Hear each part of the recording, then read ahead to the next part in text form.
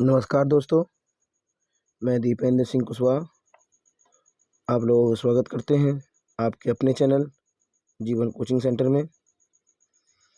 हम लोगों ने शिक्षा संबंधित एक पहला वीडियो देखा और उस वीडियो में हम लोगों ने शिक्षा का विकास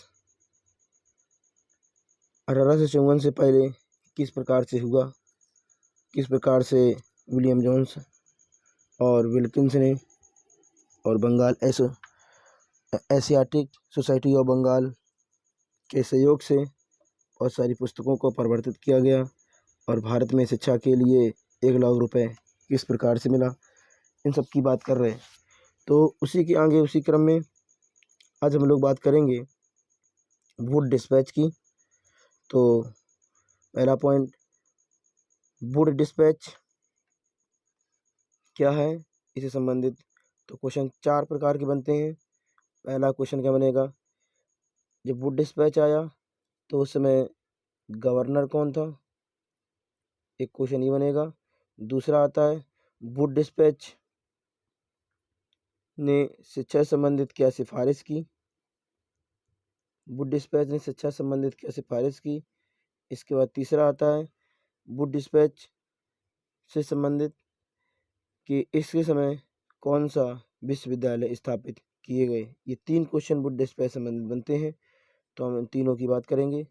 पहला, अगर कहा जाए गवर्नर जनरल कौन थे, तो डलहौजी के शासनकाल में वुड डिस्पैच शिक्षा संबंधित आया था और इसके अध्यक्ष जो थे वुड डिस्पैच को, चार्ल्स वुड डिस्पैच को बनाया गया था, इसलिए इस कमीशन का नाम वुड डिस्पैच आया।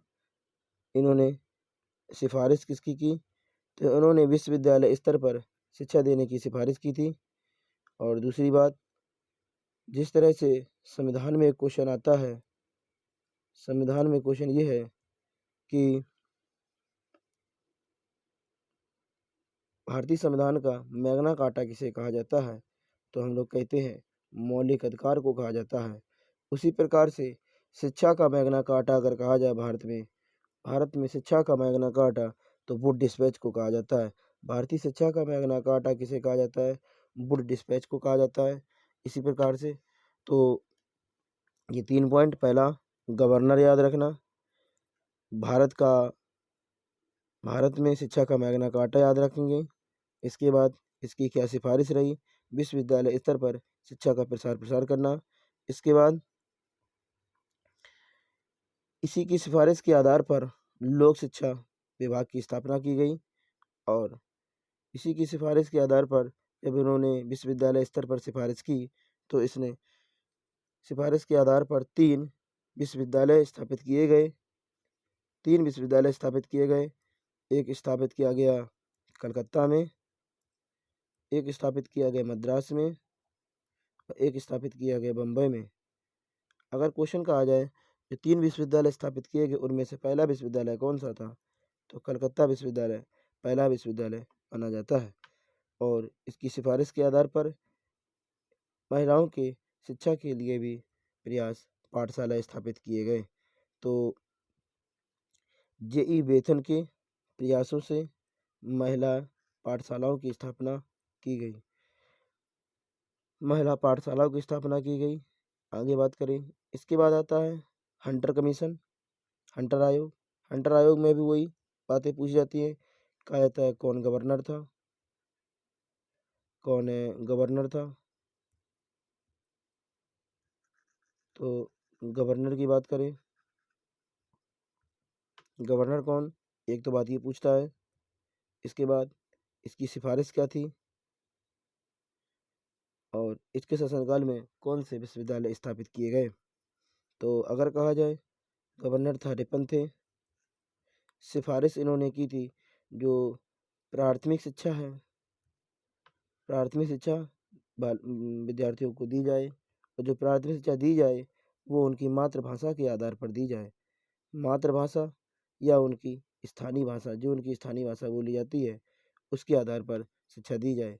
तो याद रखेंगे गवर्नर रिपन थे। इसके बाद इसने सिफारिश क्या की, शिक्षा जो दी जाए प्राथमिक शिक्षा उनकी स्थानीय भाषा के आधार पर दी जाए या उनकी मातृभाषा के आधार पर दी जाए।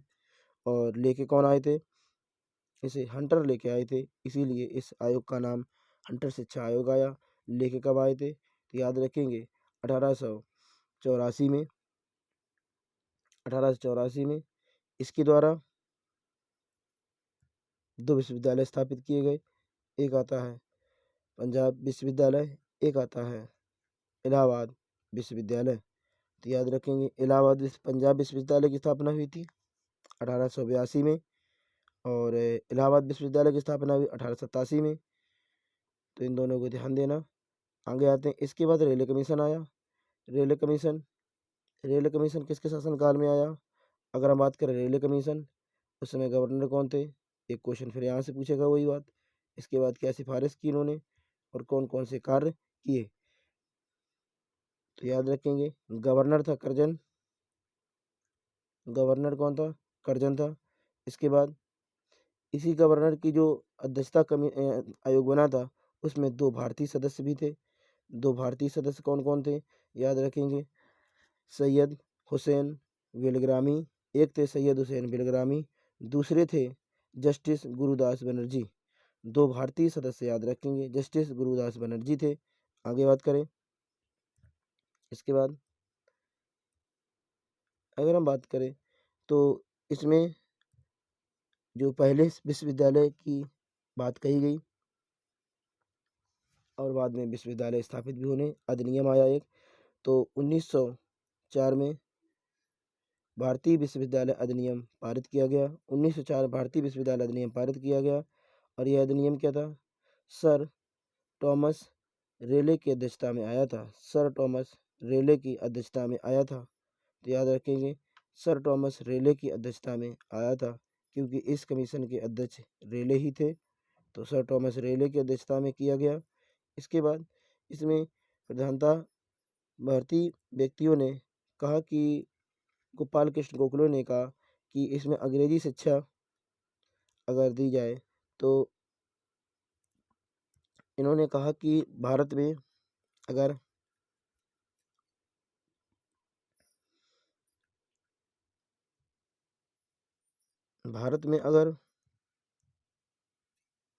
शिक्षा का प्रावधान रखना है तो निःशुल्क प्राथमिक शिक्षा दी जानी चाहिए। भारत में अगर निःशुल्क प्राथमिक शिक्षा दी जाएगी तो गोपाल कृष्ण गोखले द्वारा ये बात कही गई। इसके बाद एक पॉइंट और आता है, क्वेश्चन ये है, रोनाल्डसे ने गवर्नर जो करजन रहे, करजन के संबंध में एक इन्होंने पुस्तक लिखी जो करजन की जीवनी के बारे में लिखा है। तो लाइफ ऑफ लॉर्ड करजन के बारे में किसने लिखा है? रोनाल्डे ने। तो याद रखेंगे आगे इसने इस व्यवस्था में यानी इसमें आयोग में किसकी बात कही गई? तो प्राथमिक शिक्षा की बात कही गई। प्राथमिक शिक्षा दी जानी चाहिए, माध्यमिक शिक्षा दी जानी चाहिए। इस आयोग की सिफारिश से याद रखेंगे बिल्कुल व्यवस्था दूर रखी गई थी। जो इसमें बात कही गई प्राथमिक और माध्यमिक शिक्षा को इस आयोग की परिसर से बिल्कुल दूर रखा गया। याद रखेंगे इसमें प्राथमिक शिक्षा और माध्यमिक शिक्षा से कोई बात ही नहीं की गई। फिर इसके बाद क्वेश्चन आता है, जब गोपाल कृष्ण गोखले ने ये बात उठा दी तो उन्हीं के आधार पर एक रियासत थी बड़ौदा रियासत। बड़ौदा रियासत सबसे पहले निःशुल्क शिक्षा देने वाली रियासत बनी। तो क्वेश्चन आ जाए कौन सी रियासत है जिसने सबसे पहले निःशुल्क शिक्षा देने की बात कही गई? तो याद रखेंगे बड़ौदा रियासत, गुजरात में पड़ेगी रियासत ये। आगे आते हैं कब? 1906 से। आगे बात करें, इसके बाद अगला कमीशन आता है सेंट्रल आयोग। सेंट्रल आयोग कब आया? 1917 से और उस समय वायसराय कौन थे? जेम्स फोर्ड थे। 1917 में जब सेंट्रल आयोग आया था उस समय सेंट्रल अगर क्वेश्चन पूछा जाए किस विश्वविद्यालय के कुलपति थे, तो याद रखना लीड्स विश्वविद्यालय के कुलपति रहे थे। लीड्स विश्वविद्यालय के कुलपति थे जब सेंट्रल को इस आयोग का अध्यक्ष बनाया गया था। आगे इस आयोग में भी 2 भारतीय सदस्य थे। एक का नाम था आशुतोष मुखर्जी, एक थे डॉक्टर जियाउद्दीन अहमद, आशुतोष मुखर्जी, और उसके बाद आशुतोष मुखर्जी, जियाउद्दीन अहमद, 2 भारतीय सदस्य, 2 भारतीय व्यक्ति भी इनकी समिति में शामिल थे। आगे बात करें तो इनकी सिफारिश के आधार पर 7 विश्वविद्यालय और खोले गए। एक खोला गया 1916 में, 1917 में, 1918, 1920, 1921 और 1921 में। अगर बात करें तो एक आया मैसूर विश्वविद्यालय, बनारस विश्वविद्यालय, पटना विश्वविद्यालय, उस्मानिया विश्वविद्यालय, अलीगढ़ विश्वविद्यालय, लखनऊ विश्वविद्यालय और ढाका विश्वविद्यालय। तो याद रखेंगे इस तरह से। अगर बात करें यहाँ पे बात है कि जो बनारस विश्वविद्यालय उसकी स्थापना किसकी अध्यक्षता में उसकी स्थापना किसने की? तो मदन मोहन मालवीय ने की। इसका शिलान्यास किसने किया था? हार्डिंग द्वितीय ने किया था। याद रखेंगे इसका शिलान्यास किसने किया? हार्डिंग द्वितीय ने किया। और ये केंद्र शासित प्रदेश केंद्रीय विश्वविद्यालय घोषित किया गया। बाद में इसे केंद्रीय विश्वविद्यालय घोषित किया गया। तो याद रखेंगे। अगर कहा जाए उत्तर प्रदेश में कितने हैं तो ध्यान देना, उत्तर प्रदेश में 3 हैं विश्वविद्यालय जो इस समय स्थापित किए गए थे। बनारस हो गया, अलीगढ़ हो गया और लखनऊ हो गया। आगे बात करें अगला, महिला शिक्षा के लिए इस आयोग द्वारा महिला शिक्षा प्रसार बोर्ड की स्थापना की गई। महिला शिक्षा प्रसार बोर्ड की स्थापना की सिफारिश की गई। सेंट्रल आयोग ने कहा कि महिलाओं की शिक्षा के लिए महिला शिक्षा प्रसार बोर्ड की स्थापना की जाए। इसके बाद इसमें द्वैत शासन व्यवस्था जब आई थी, द्वैत शासन व्यवस्था के दौरान इसमें जो केंद्रीय अनुदान मिलता था उस अनुदान को शिक्षा की प्रसार के लिए उसे बंद कर दिया गया। जो पीछे हम पिछले वाले वीडियो में पढ़ चुके हैं, जिसे 1813 द्वारा चार्टर एक्ट द्वारा 1 लाख रुपए दिए जाने का प्रावधान दिया गया था। 1 लाख रुपए दिए जाने का प्रावधान दिया गया था।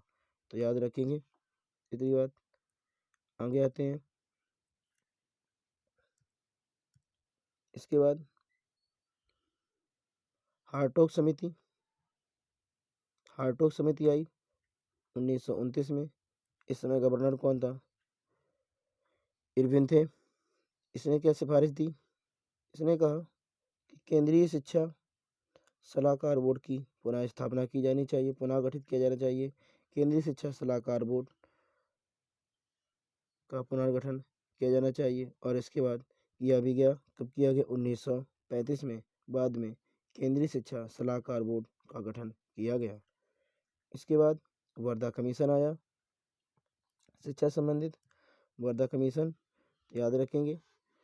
वर्धा कमीशन महात्मा गांधी द्वारा लाया गया। इसको प्रस्तुत किसने किया था? महात्मा गांधी ने किया था। इसका अंतिम प्रारूप किसने दिया था?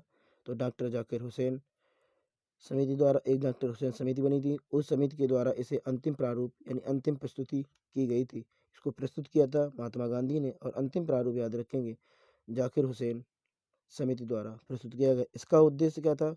जो भी बालक है उनको हस्त उत्पादन कार्य को बढ़ावा दिया जाए। हस्त उत्पादन का मतलब है उन्हें व्यावसायिक एवं हस्तकला का ज्ञान दिया जाए, जिससे वो अपने उनको व्यावसायिक स्थिति सीख सके और हस्तकला का भी विकास हो सके और अपने रोजगार को उत्पन्न कर सके।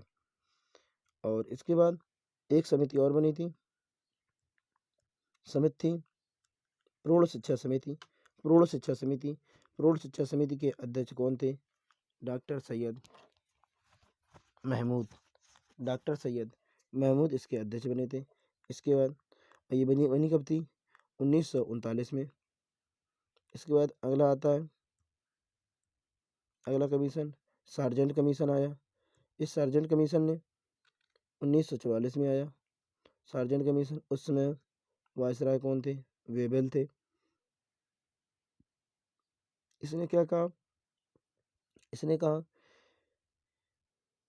एक राष्ट्रीय शिक्षा योजना तैयार की। एक राष्ट्रीय शिक्षा योजना तैयार की। इसके द्वारा एक राष्ट्रीय शिक्षा योजना तैयार की गई और बताया गया 6 से 11 वर्ष के बालक बालिकाओं को निःशुल्क शिक्षा अनिवार्य दी जाएगी। 6 से 11 वर्ष के बालक बालिकाओं को निःशुल्क शिक्षा का प्रावधान किया जाए, जो हम लोग अनुच्छेद संविधान के 21 में देखा करते हैं। के ए में, 21 के ए में देखते हैं। इसके बाद आगे अगर बात करें, इन्होंने जो इंटरमीडिएट की पढ़ाई है यानी इंटरमीडिएट जो शिक्षा में श्रेणी मिलती है उसको समाप्त करने की भी सिफारिश की थी, इंटरमीडिएट की भी। तो याद रखेंगे बेबेल के शासनकाल में आया। राष्ट्रीय शिक्षा योजना तैयार की गई और 6 से 11 वर्ष तक के बच्चों को निःशुल्क अनिवार्य शिक्षा दी गई। आगे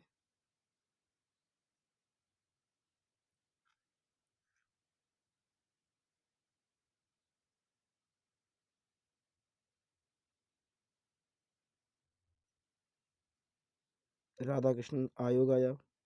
देश आज़ाद होने के बाद में एक नया कमीशन और आया, राधाकृष्णन आयोग। राधाकृष्णन आयोग 48 में आया, 1948 में। इसने शिक्षा को समवर्ती सूची में शामिल करने की सिफारिश की। राधाकृष्णन जो पहले उपराष्ट्रपति बने उन्हीं की अध्यक्षता में आया था, जिनके लिए हम लोग 5 सितंबर को टीचर डे भी मनाते हैं। इन्हीं के अध्यक्षता में एक कमीशन आया शिक्षा संबंधित।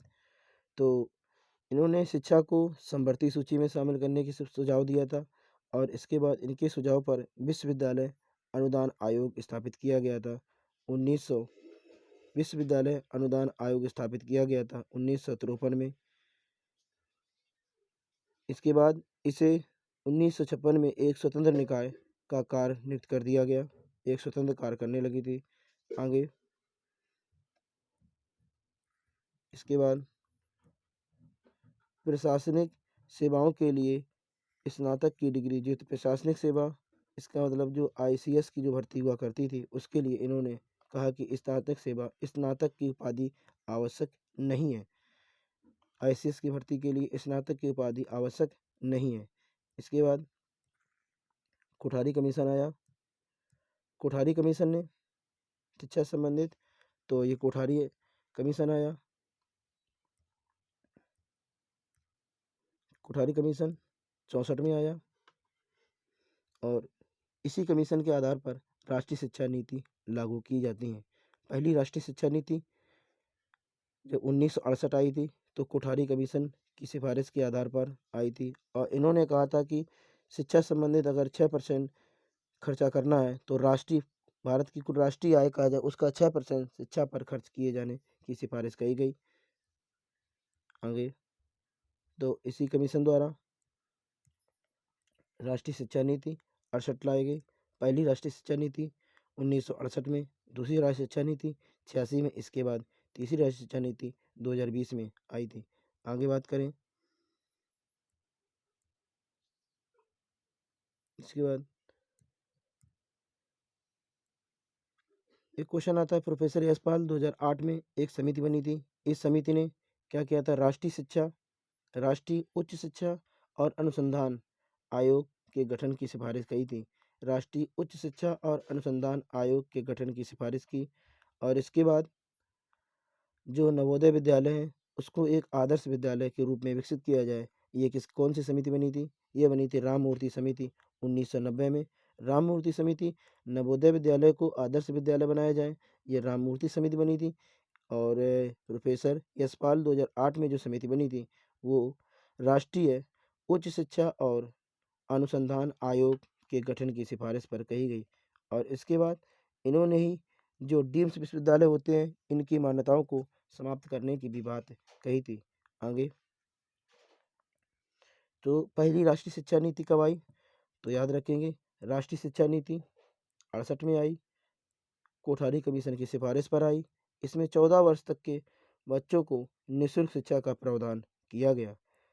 14 वर्ष तक के बच्चों को निःशुल्क शिक्षा का प्रावधान किया गया और इसे त्रिभाषीय फार्मूला के नाम से जानते हैं क्योंकि ये 10+2+3 मॉडल पर आधारित है। आगे जो द्वितीय राष्ट्रीय शिक्षा नीति आई, दूसरी राष्ट्रीय शिक्षा नीति आई, शिक्षा नीति 1886 में आई और इसका प्रारूप किसने दिया था? तो उस समय शिक्षा मंत्री थे KC पंत, इनकी सिफारिश पर किया गया था। तो इसमें क्वेश्चन आता है किस black board operation black board लागू हुआ था? ऑपरेशन ब्लैक बोर्ड किससे संबंधित है? ये क्वेश्चन कई बार आया है, तो याद रखेंगे। प्राथमिक शिक्षा, जो प्राथमिक विद्यालयों को दी जाने वाली निःशुल्क अनिवार्य शिक्षा की व्यवस्था के लिए आया था। कौन सा? Operation black board. जो प्राथमिक विद्यालय है, प्राथमिक विद्यालय में जो शिक्षा दी जाती थी, उसके लिए था ये। आगे इसके बाद में अगला, स्कूल चलो अभियान 2000 में आया। स्कूल चलो अभियान 2000 में आया। इसके बाद तीसरी राष्ट्रीय शिक्षा नीति जो आई, तीसरी शिक्षा नीति जो आई थी वो 2020 में आई। ये नया मॉडल है तीसरी शिक्षा नीति। तीसरी शिक्षा नीति है क्या? देखेंगे जरा। तीसरी शिक्षा नीति में जो नई शिक्षा नीति आई 2020 में, इसकी अध्यक्षता किसकी अध्यक्षता में आई थी? के कस्तूरी रंजन की अध्यक्षता में आई थी। के कस्तूरी रंजन कौन थे? इसरो के पूर्व अध्यक्ष थे। और इसे लागू कब किया गया? 29 जुलाई 2020 को। और ये शिक्षा नीति कहा जाता है पुरानी शिक्षा नीति कि कितने साल बाद आई? क्वेश्चन पूछे, पुरानी शिक्षा नीति से 34 साल बाद आई। तो ये राष्ट्रीय शिक्षा नीति, कौन सी शिक्षा नीति में बदलाव किया गया? तो याद रखें 1986 की राष्ट्रीय शिक्षा नीति में बदलाव किया गया, और ये 2020 में जो राष्ट्रीय शिक्षा नीति आई। इस प्रकार से तीनों शिक्षा नीति की बात करें, पहली शिक्षा नीति 68 में आई, कोठारी कमीशन, उसमें प्रधानमंत्री इंदिरा गांधी थी। दूसरी शिक्षा नीति याद रखेंगे, दूसरी शिक्षा नीति जो आई, पंत थे, शिक्षा मंत्री पंत थे, राजीव गांधी के शासनकाल में आई।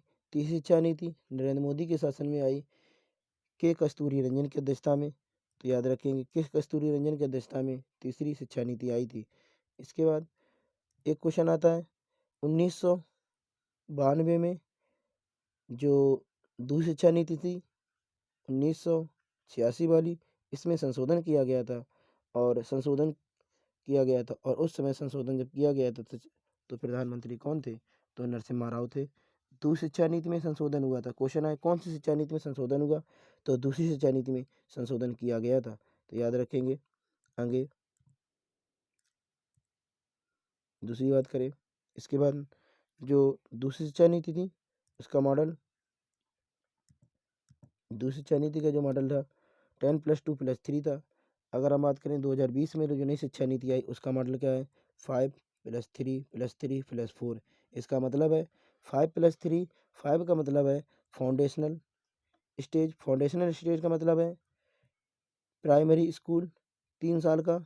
इसके बाद जो प्री प्राइमरी स्कूल होते हैं, प्री प्राइमरी शिक्षा संबंधित होते हैं, जिसे वर्तमान में LKG UKG बोले जाते हैं, वो 3 साल शिक्षा वालों को शिक्षा दी जाएगी। इसके बाद कक्षा 1 में 1 साल, कक्षा 2 2 साल, इस तरह से ये कितने साल के बाद हो जाएगी? 5 साल का बालक हो जाएगा।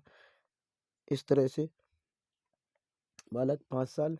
इसके बाद 3, 4 और 5 तक तीसरी स्टेज में। इसके बाद 6, 7, 8 में। इसके बाद में 4 में जो चौथा आएगा उसमें 9, 10, 11 और 12 की शिक्षा नीति उपयोग की जाएगी। आगे बात करेंगे,